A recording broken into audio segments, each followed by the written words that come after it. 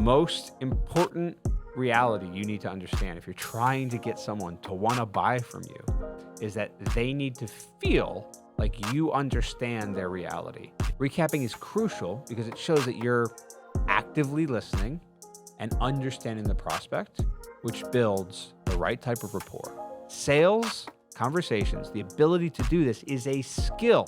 The easiest words to say as a lie are the words yes or the words no. We all are used throughout life to the idea of lying with the yes or the no. So if I am in pursuit of yes-oriented questions, I either get a yes, which I can't trust, or I get a no, which pulls me back and doesn't work. So I want to be shooting for that's right. The that's right pursuit of a label statement eliminates counterfeit yeses. Welcome, everyone, to the Close More Sales podcast.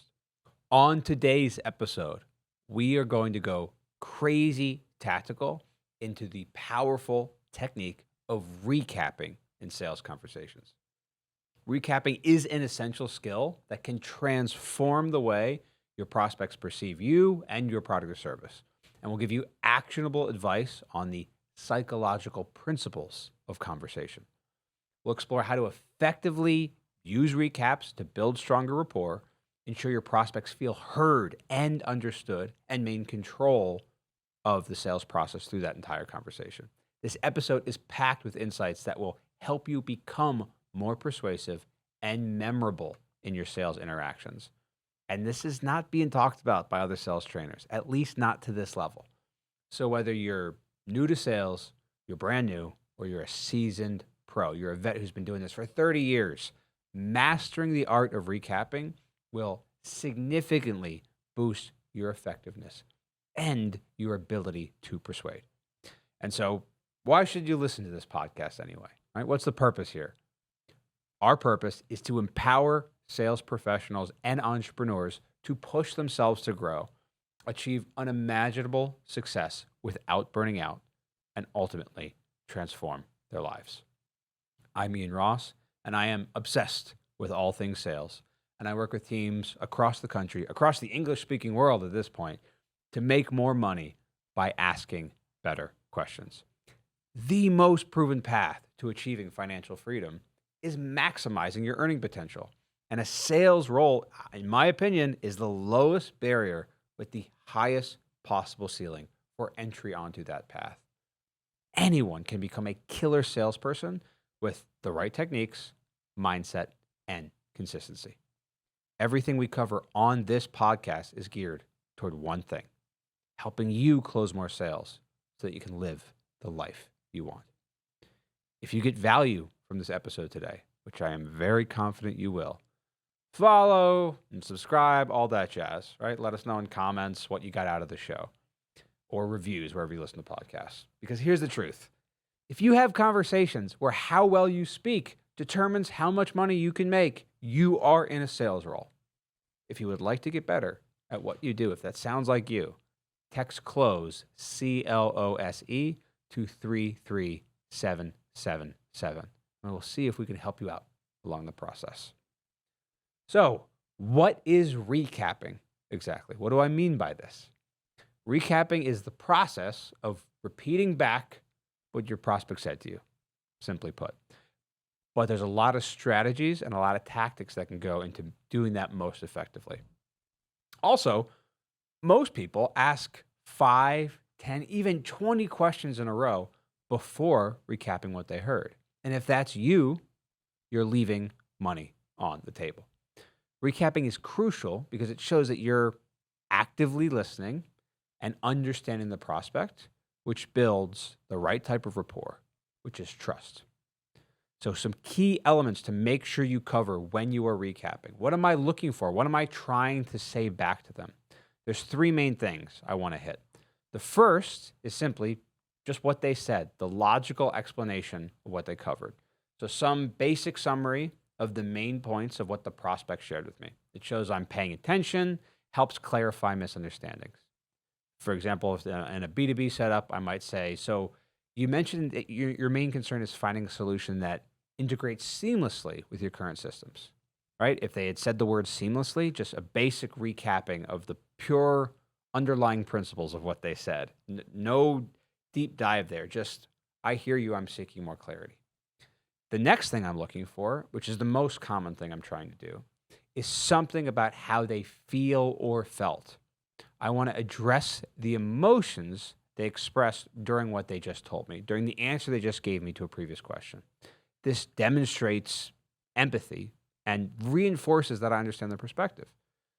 So, for instance, in that same setup, I might say, it sounds like you've been feeling frustrated with your lack of support from the current provider you're using. I'm looking for the sensation, the feeling around something based on what they just told me. And this usually comes after me asking more clarifying questions, more questions about what they're going through, what they've been struggling with. I want to make sure I recap back to them. And the last thing I'm always looking for is some aspect of their identity. So I want to incorporate elements of their identity that they have revealed to me, such as what's important to them in their role, their values, or their goals, right? So this deepens the connection and shows that I recognize and respect their personal or professional identity. So, for example, I might say, "Oh, as a business owner who sounds like you value efficiency, it's probably important for you to find a solution that saves time as well as reducing the hassle for your employees. It sounds like that's an important thing for you. You don't want things to be wasted." That's some aspect of their identity, right? That's what I'm always looking for in the recapping. So we can dive deeper here. What am I most commonly using when trying to recap in terms of a tactical setup? I'm using labeling statements. And labeling statements are, it feels like, it sounds like, it seems like, right? That's what I'm trying to repeat that a lot. So these statements gotten entirely from Never Split the Difference at Chris Voss and then utilized more efficiently over time and adopted to be our own. These are really powerful tools, especially when you're using recapping, because they help you to identify and acknowledge the emotions and thoughts of your prospect in a really, really powerful and consistent way. So, and it also avoids having to always be in pursuit of asking really closed off questions or making closed off statements. And I'll get to that here in a second. So what is not a labeling statement, for instance? What is a really common mistake that beginner salespeople and even seasoned vets make when recapping? What they will say is something along the lines of, instead of, it sounds like, it seems like, it feels like, they will say, what I'm hearing is you're a business owner who definitely wants to reduce waste and make sure your company operates efficiently. Am I correct? Right? That's a mistake that a lot of salespeople make. Why don't we want to say what I'm hearing is, or what you just said sounds to me like? It sounds similar, and it's an easy mistake to make. The reason it doesn't carry the same impact as a true labeling statement is that you are now making it about you. I want to be repeating back sort of the objective view of acknowledging their experiences and feelings. And if I say what I'm feeling is, I am putting everything else I'm about to say within the context of my experience rather than almost the objective third party experience, which realistically is the prospect's experience. I don't want to say what you're saying is, because that makes it seem too obvious. I mean, it's subconscious, but that language makes it go, well, you're saying this. Like, you can think of this in your own life. It's a version of, if I'm trying to make an apology, oh, I'm sorry you feel that way, right? That doesn't feel like a real apology because I'm saying, oh, it's your perspective. So I don't want to say what you're saying is, and I don't want to say what I'm hearing is, because now whatever I say after that is through the lens of a subjective experience. I want to describe it through, it seems like, it sounds like, it feels like. The it part makes it sort of objective, which is the most efficient way to have the prospect I'm talking to feel like it's actually personal to them. It's a weird switch, but I don't want to say what you're saying is. You would think that would be helpful. The problem with that is the hidden context of your experience is not reality. And I don't want to say what I'm hearing is, because then I make it about me rather than about them. The key to making it about them is to make a labeling statement in a neutral capacity. What I want to do is make sure I get the prospect to say, in response to what I'm just made, or whatever statement I just made, rather, is that's right, which is far more powerful than the word yes. And I'll come to that in a moment. Because since the ultimate aim is to get that right, there's a reason that response is way more powerful than the simple yes. Not only because with even just one extra word, it signifies a deeper level of agreement and understanding, but when the prospect is choosing to say that's right, they feel heard and validated, which is continuing to build trust, aka the right type of rapport. That's right implies an understanding of the objective, of course, through the lens of the prospect, the objective reality of how that prospect views the world, which is the key to building your authority and building their ability to trust your recommendation or trust whatever you have to say in regards to what you're trying to sell them. The most important reality you need to understand if you're trying to get someone to want to buy from you is that they need to feel like you understand their reality in addition to understanding them. And if I go, what you're saying is, they think I'm trying to pigeonhole their experience rather than talking about it in the third perspective. So it might seem like a nuanced concept, but these types of things stack significantly over time. If I get them to say, that's right, I truly understand their situation and feelings. This level of understanding is critical in sales. It goes beyond simply establishing trust. It's reducing resistance and establishing that trust. And it makes it easier for the prospect to move forward with my solution.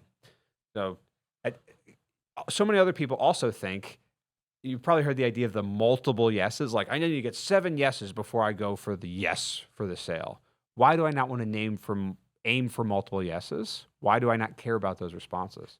Why do I care about multiple that's right or multiple clarifying explanations based on what I said? So many sales trainers internally at companies that are outdated and people you'll see on social media, they advocate for this multiple yes response throughout a conversation. They believe incorrectly that it's building momentum towards a final agreement. However, this approach is fundamentally problematic because it can lead over and over again to shallow affirmations that they agree, that don't genuinely reflect the prospect's true feelings or their commitment. What do I mean? Counterfeit yeses. The easiest words to say as a lie are the words yes or the words no. Those are the easiest things for the prospect to lie to you about. Or lie might feel like too strong of a word, but not simply mean it or not give enough clarity. So because yes is so easy for someone to say to you when they don't fully mean it, the counterfeit yeses, stacking them 7 times in a row, actually can create a false sense of progress in the sales conversation. The prospect may just be saying yes to you to be polite. They may be saying yes to you to move the conversation along or to avoid confrontation. It doesn't actually imply real intention to commit with you. And you know this at the rest of your life, right? Like, hey, does this dress make me look fat, honey? No, of course not. Easy thing to lie to. Or, I mean, just the inverse of this. Does this dress look good on me? Yes, absolutely. Do I look good in this shirt? Definitely you do. You look amazing. We all are used throughout life to the idea of lying with the yes or the no. So if I am in pursuit of yes-oriented questions, I either get a yes, which I can't trust, or I get a no, which pulls me back and doesn't work. So I want to be shooting for that's right. The that's right pursuit of a labeling statement eliminates counterfeit yeses. Unlike yes, the phrase that's right carries more weight as well, because it's a little bit harder to verbalize. And I might not say that's right exactly. I'm looking for that idea. Like, yes, you understand me. That is correct. You just described my situation. You described objective reality around me and what matters to me correctly. It implies more than superficial affirmation. It signifies that the prospect is, at least in just that quick little moment, feels like their reality is heard and understood, which is what I need to start building towards a successful sale. So that's a really key point, why I'm always looking for aspects of labeling statements in the recapping. And also, real quickly, this might seem like a detour, but it's important in terms of understanding persuasion. Why do I not describe emotions in the future tense? Why did I say past or present tense, not the future? As in, I'm looking for what they felt or feel. I didn't say felt, feel, or will feel. This is really important in understanding aspects of persuasion. And focusing on what we want to recap, I want to be describing an aspect of the sensation of the prospect's emotion in the past or present tense rather than the future tense. I'm thinking about how they feel or felt, not will feel. And that is because orienting our language around the future tense is not as emotionally as effective. Asking questions in the present tense creates a stronger emotional impact because it taps into immediate and vivid experiences, right? So what's more powerful than asking, where will you want to be in 6 months? Right? That seems like a good question. And I've certainly asked it many times in the past, and I've closed sales with it. I'm not saying it's going to lose you the sale, but what's a better version of that question? Instead of asking a truly future-oriented question, which through the nature of how it being hypothetical will be less emotionally engaging, it can be intellectually engaging. So I would probably do it earlier on. I might ask more future-oriented questions because how they answer that, if they answer in the future, is intellectually stimulating, but they don't feel the emotion the same way as I might ask if, instead of saying where will you want to be in 6 months, if you bought this, I would rather say, okay, assuming you were to buy this product or service, you were to hire me, you were to sell me your home, whatever it is your conversation is, and everything works out exactly you wanted it to, and we're having this conversation 6 months from now, how are you feeling? Why am I doing this? Why do I want to phrase it that way?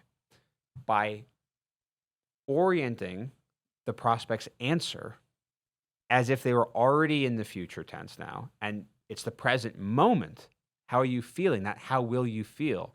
It actually makes it easier for them to connect their current emotional state with the solution being tangible, desirable, and creating those real positive feelings towards the solution.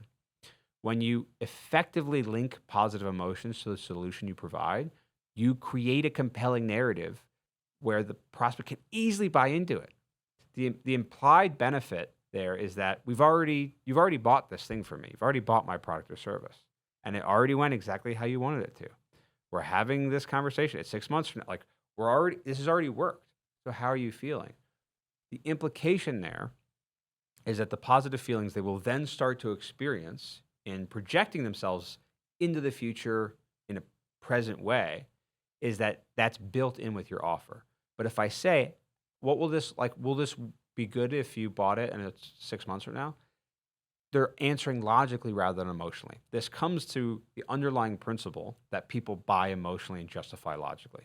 You actually understand that idea and embrace it and know that it's inherently true. These concepts will start to make a little bit more sense to you. If you're not bought into that idea, I saw some sales trainer on social media being like, no, people don't buy with emotion. They buy with math, and I can show that logically. It's absolute nonsense. It's total BS.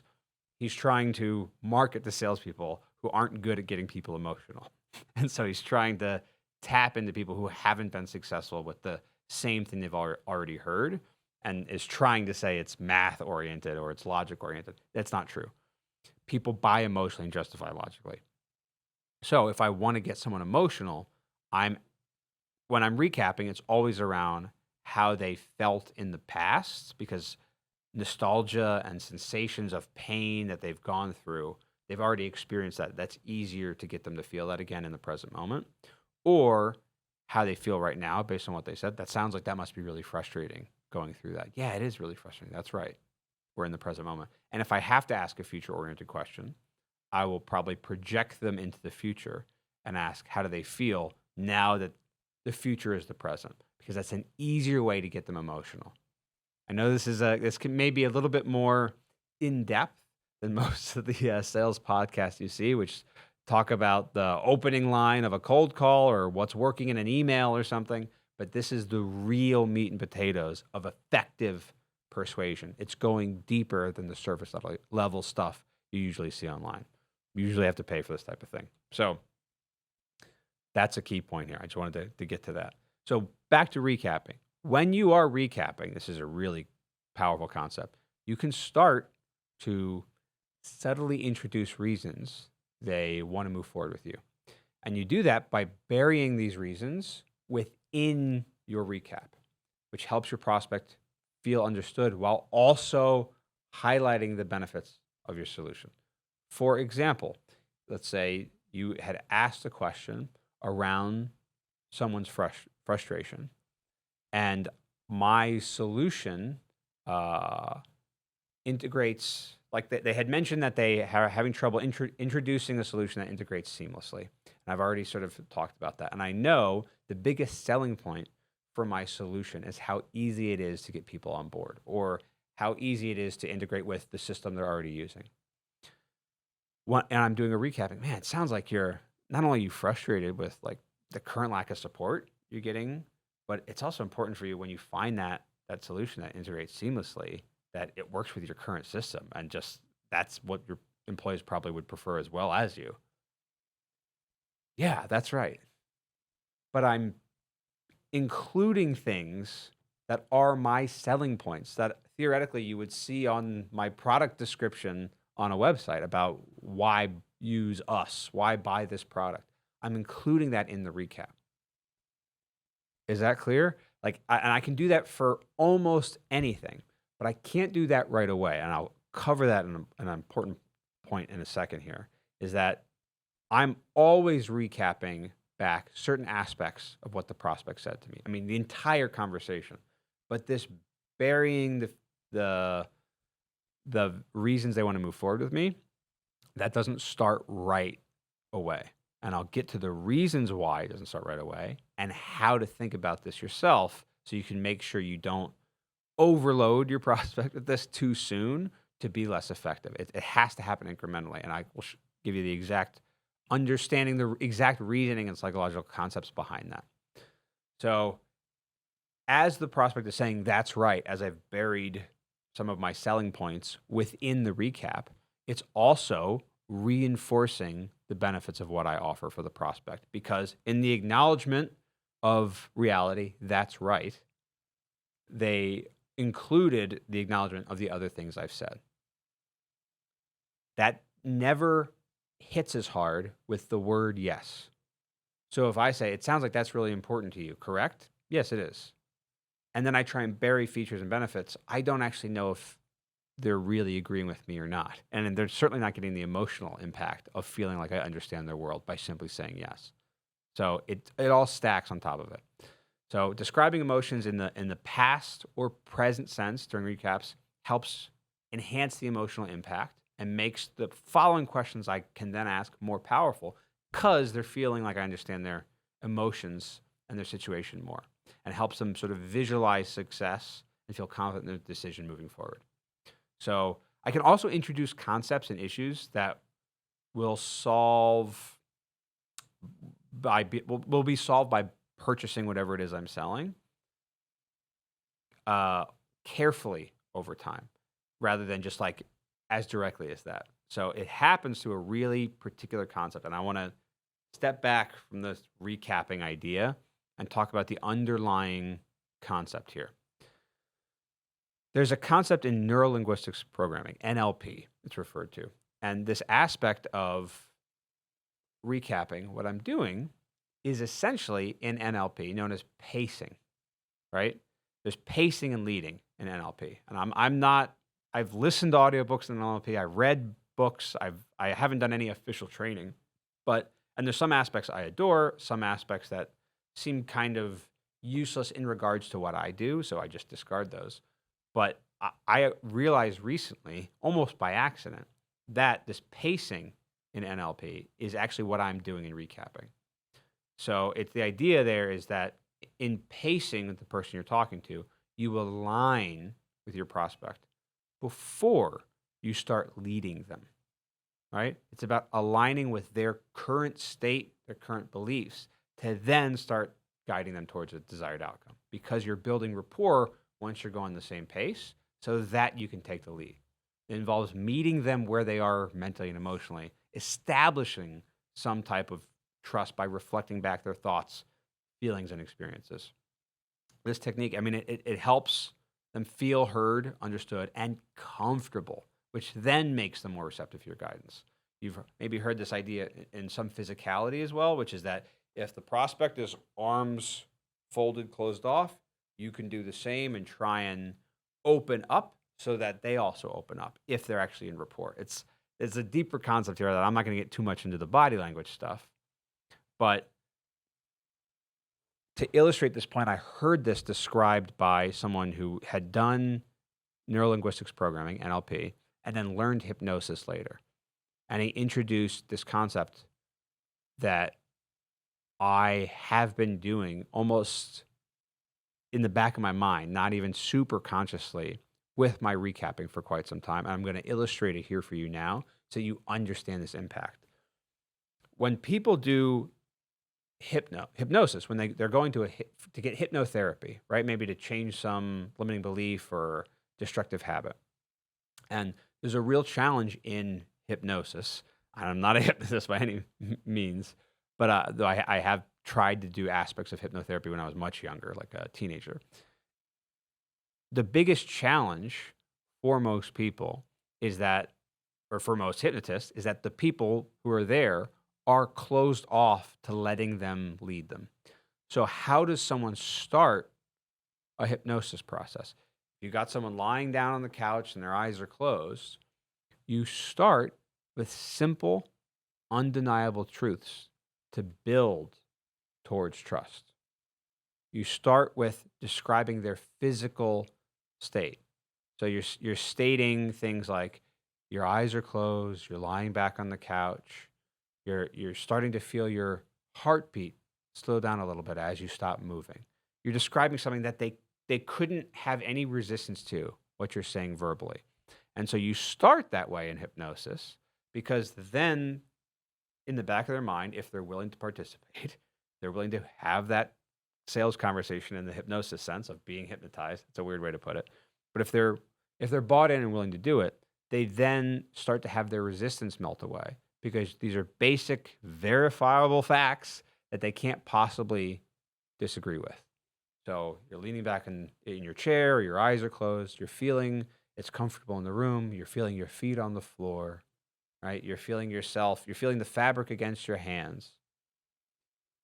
The reason you do that is because the undeniable truths are impossible to deny and have any resistance about. And then you start incrementally introducing some concepts like you're feeling yourself get a little bit more relaxed, right? That's a hypnosis thing. You're doing that because it's probably true, but it's not guaranteed. But you start with the most basic, fundamental truths that they can't argue with. How do I apply this to sales? In recapping what is important to my prospect based on what some logical thing about what they said, how they felt or feel, or some aspect of their identity, I start early on in the conversation with much simpler truths and simpler statements to make sure we are getting in the right type of rapport. We are actually becoming aligned. We are pacing together. It's the version of you're leaning back in your chair, an undeniable truth. So it sounds like that's really important to you, right? That's a labeling statement done. That's so, if someone just said, yeah, I know I need to get this done. It sounds really important to you to get this done. Yeah, it really is. It's a basic truth. And then I start introducing some of the more complicated tactics a little bit later. It sounds like you need to get this done, and it almost doesn't even matter what you have to spend. It's so important. I might include something like that, but I can't include that type of thing at the start of the conversation. That's the equivalent of starting a hypnosis by saying, and now you are a frog, hop around like a frog. It takes a while to build to that. It's the same thing in recapping. I'm getting into deeper and deeper rapport and trust over time by slowly including aspects of the reality and my product or service and what it can do and what it can solve for them in the recap over time.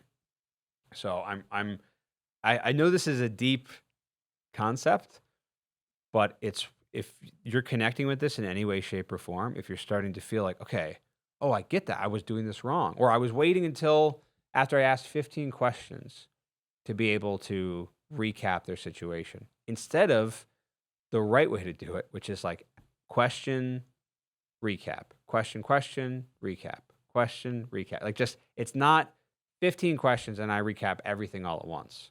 So in practice, and this is off the top of my head here, let's say we're early on in the conversation. I'm just basically going to role play with myself to establish this point, to give you some real examples because I'm talking so hypothetically.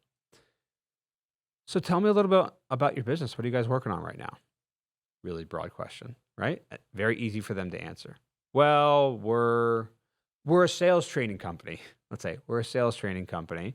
And right now we're trying to expand out our marketing a little bit. Gotcha. Okay. Tell me a little bit more about what you mean by expand out your marketing. That's a lock-on question. That's a whole other training I have about how to ask that next question. Oh, well, what right now, because we've been focused on, let's say we've been focused on solar, and now we're trying to get into home improvement. And rather than simply focusing on one aspect, we're trying to train other companies around doing remodeling of the home or repairing the roof or HVAC or something, rather than simply installing solar. That's where we're going with that. Gotcha. It sounds like you guys are maybe already, you either ran into some challenges in the solar space or you feel like you've maxed out there and now you're looking to expand. Yeah, that's right. That's basically what we did is we feel like we maxed out what we can do with our current setup with solar. So therefore, now we're trying to expand to continue growth. Okay. And you know your business better than I do. What are some of the challenges that have been arising as you do that?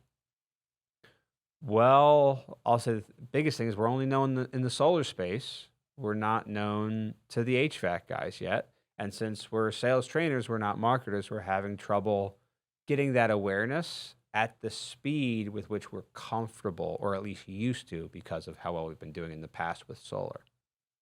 Okay. What are some of those challenges? Well, challenge. Okay. Man, it sounds like that challenge that's a thing that actually has probably been going on for a while, because the way you described that, you probably had that the entire time. This is what the flow looks like. Okay? That it feels like a conversation, the prospect. I'm being very strategic, and I could do this all day. It's why I can role play with salespeople all day. And why I also get annoyed with how a lot of people talk about objections. Right? Like they talk, or rebuttals to objections in particular. Someone's like, you'll see this being like, well, what's your rebuttal to? I need to think about it. It's like, what are you talking about? That is to give, here is my one rebuttal to I need to think about it. It's as crazy as saying to a trained hypnotist, get me to bark like a dog. What's your line to get me to bark like a dog? Well, my line is, you are now a dog, start barking.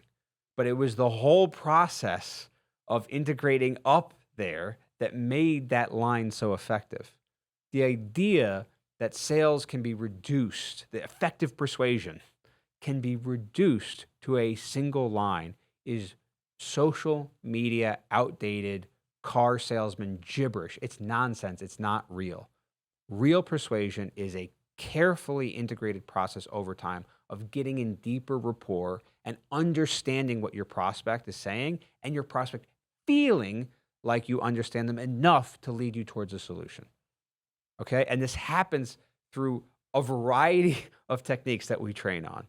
to be able to establish true, unbelievable trust where your prospect trusts you enough that you better have their best interests at heart. Because if you don't, you could destroy their life in theory. But this is effective persuasion stuff. It's not, here's my one line. That's crazy. That's not real. That person was already going to buy or they are going to cancel. The right approach is far less immediate and social media friendly, but it is so much more powerful when you actually understand that what you say and get your prospect to say back to you is a dance back and forth that is much more along the lines of guiding someone persuasively as if you were a hypnosis than being some over muscled, tight short wearing sales trainer who's just like, here's my one closing line, yes or no. That's garbage. It's BS. All right, forget it. Actually persuading someone is so much more devious and powerful than the one-liners. I'm so tired of this overarching narrative that that's what sales is a memorized line.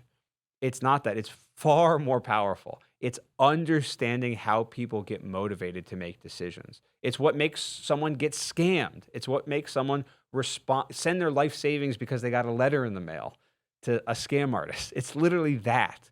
But it's doing it through a conversational back and forth when you have someone's best interest in mind. That is the power of integrating, recapping, and correct questions. I've done a bunch of episodes in a row now. I kind of have like a trilogy of episodes on how to ask the most amazing questions. But if you are only asking questions and not introducing, recapping back some aspect of the basic thing of what they said, how they feel or felt, not jumping into the future, and some aspect of their identity or their core beliefs and values and what's important to them. If I'm not introducing that, I talked about this before, it's the equivalent of the questions are casting spells and the recapping is taking a mana potion to be able to keep casting more spells. An effective sales conversation requires a balance between questions and recapping the prospect's responses. And if you have that balance, it ensures you're continually demonstrating understanding and empathy while gathering more information, and if you so choose, almost implanting and burying more reasons they want to work with you within the natural flow, so that by the end of it, your prospect feels engaged, they feel heard, they had their questions answered, they feel like you understand everything about their world, their needs, their challenges.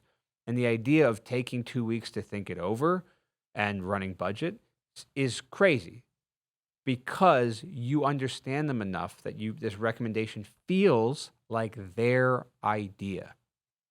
Okay? It's not 50 questions and then one long recap. It's question, recap, question, recap. That's usually the approach. If I am frequently checking in with the prospect, summarizing their points, validating their feelings, and including aspects in that same validation that guide them towards wanting to use me as a solution, it makes it so unbelievably hard for them to consider anyone else but me if I do this efficiently and effectively. And I hesitate sometimes to put this type of training out on a podcast or out on social media or on YouTube or something. And the reason for it is the power of these techniques is more or less identical with sort of nefarious persuasion techniques. It's the intent that matters. The techniques themselves are simply a tool. This is just simply a tool. But I've been told by salespeople, it's, oh, you've got Jedi mind tricks, you're using ninja skills, you're using all these things. It's an aspect of putting my thumb on the scale. But if I do it right, I don't even need to. If I put the metaphor is, if I'm trying to show someone how much something weighs, and I put it there, I'm putting my thumb on the scale. The problem is with that, the prospect could see, wait, isn't your thumb on the scale? But if I do this right, it's like I've got a magnet under it. And they can't ever see it. There's no thumb to see. It just inherently looks a certain way. It feels like it was their idea. This is the bouncing back and forth between asking unbelievably pointed but open-ended questions that are strategic and move one piece to the next so that whatever the prospect is verbalizing, I can then recap back some aspect of what they said logically to help them feel, yep, that's it. That's my reality. How they feel or felt. Yep, I'm starting to get more emotional. That's been really frustrating. What's that been like? And some aspect of identity. Man, it's been so frustrating. It sounds like you're the type of person who knows when it's like you're getting this level of frustration, it's worth investing some money to get this done. Yeah, that's right. I've known this for a long time. Recapping is one of the most powerful tools in sales that reduces resistance the entire way. They feel heard, they feel understood. It builds rapport, aka trust, not just do I like you. And it's essential for the most powerful, successful sales career you can imagine. Is constantly recapping back with a more engaging sales question after it, and then recapping and question, recap. It's a dance. And if you do this right, if you want to learn how to incorporate these techniques and apply them in your daily sales conversations, how to actually practice the right recapping and the right questions to uncover the motivations that will see significant improvement in your outcome and makes it feel like you're not even working hard. You're not even trying to sell anyone. They are selling themselves. You're just doing a little conversational persuasion magic around them so that they can sell themselves. If you want to be able to do this, remember this. Remember this. Sales conversations, the ability to do this is a skill that can be improved. It's just techniques that can be honed. You have to stay curious, never stop trying to learn, and continue to practice these techniques so that they become natural. They are so ingrained in you that they lead to more meaningful connections in sales over time. If you want to go deeper and get guidance on how to get your skills even deeper than what we covered on this, I hesitate to even talk about this concept, text close to 33777. I will help you take your sales game to the next level where you don't even have to feel like you are trying to sell the prospect. They are selling themselves. I'm Ian Ross. This has been the Close More Sales Podcast.